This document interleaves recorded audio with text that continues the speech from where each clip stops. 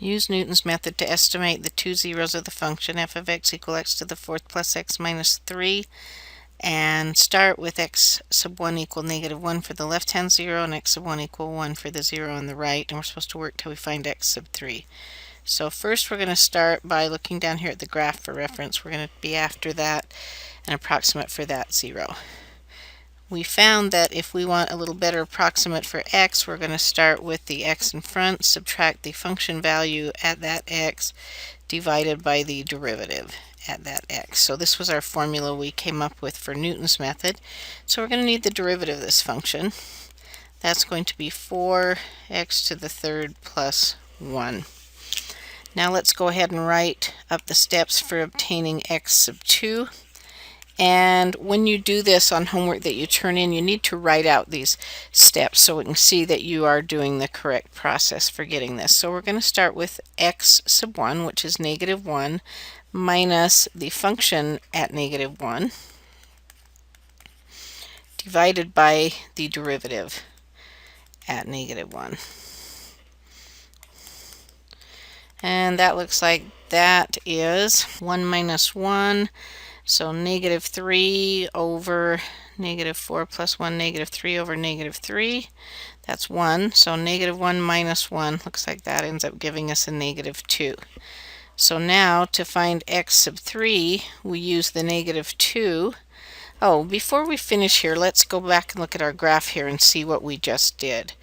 We started here at 1, we went down and we found the function value, and then we followed the tangent to the curve and it went right up here, and its x-intercept was negative 2. That's not a very straight line here, but you get the idea. Alright, so we're going to use that negative 2 minus the function at negative 2 divided by the derivative at negative 2. And so we can go ahead and figure that one out, and it looks like this one gives us negative, let's see, I'll put it right here, negative 1.64. We're going to carry it out about 5 places here, 516. Now this told us to only go to x sub 3, so we're done. If we were trying to get a certain accuracy, we would carry it out that many decimal places and then continue the method until we saw that it didn't change in that decimal place that we were desiring the accuracy for. Alright, let's go ahead and do the other one. And actually, looking at our graph, negative 1.6 something looks about right for this root.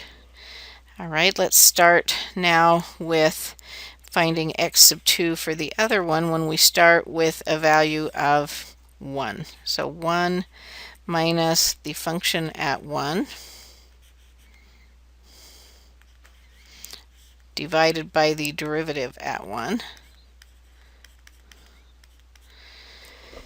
And that's going to be 1 plus, it looks like 1/5, so 6/5 or 1.2. Now let's find x sub 3, and x sub 3 is going to be 1.2 minus 1.2 to the fourth plus 1.2 minus 3, the function at 1.2, divided by the derivative at 1.2. And when we put that one in, we get 1.1654, and then we'll round that to a 2. Now that looks reasonable as well for this root over here.